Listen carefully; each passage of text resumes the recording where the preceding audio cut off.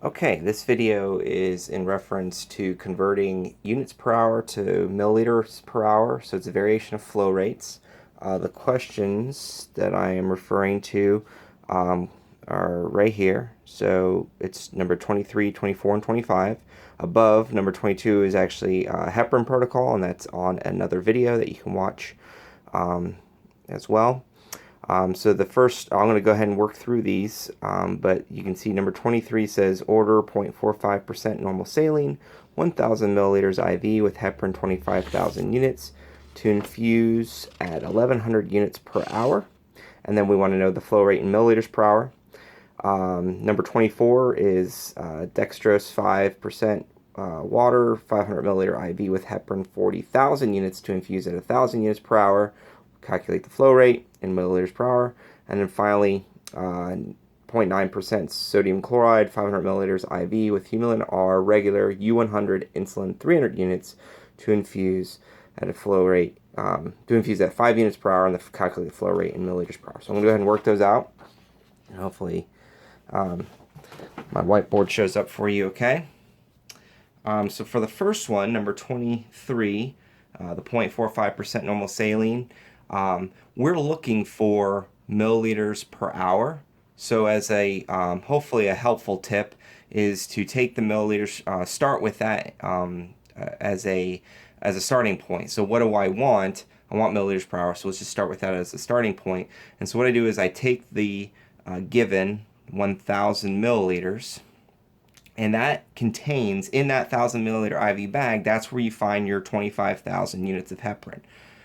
I find that it's helpful to keep those two together and just imagine they're in the same bag, okay? Because they are in the same bag, and so you want to keep those two together. Then all you need to do is multiply by the current infusion rate set at 1,100 units per hour. And you know you've done this right because you can eliminate units. You're left with milliliters per hour, and then you solve it. So you can do 1,000 times 1,100 divided by 25,000, and that'll give you your answer. Okay, so that's how you set up number 23. 24 and 25 are going to be exactly the same. 24 in this instance, again, I'm looking for milliliters per hour, so I'm going to start with the 500 milliliters that they give me, and then how many units are in that 500 milliliter bag? 40,000 units of heparin. And it's infusing at 1,000 units per hour. And again, you just solve. You can confirm that you've done this right because you can eliminate units and you're left with volume over time, flow rate, which is what you were looking for. Okay, so 500 times 1,000 divided by 40,000. A helpful little tip. Well, actually, never mind. Ignore my helpful little tip. Just make sure that when you're doing all the values that you constantly calculate and keep track of all the zeros. Sometimes when you put it into your calculator, a common mistake on exams is you put one too many or one too few zeros. So I recommend at least plugging it into your calculator, maybe 2 or 3 times just to confirm that you're getting the same answer each time, especially if you're using one of the supplied calculators for these types of exams. All right, and then finally, the last question here is number 25 about the sodium chloride, 0.9%. And so it says that in the bag of 500 milliliters, there are 300 units of insulin, and it's infusing at 5 units per hour.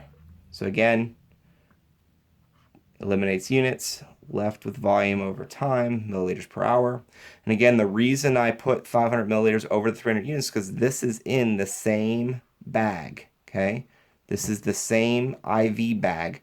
Don't separate these two. It's a good way to, sometimes when you're doing like desired over half, or even when you're doing dimensional analysis, which is what I've shown here, sometimes you can get lost with what goes with what. You can keep in mind that since these are both in the same bag, just keep them together.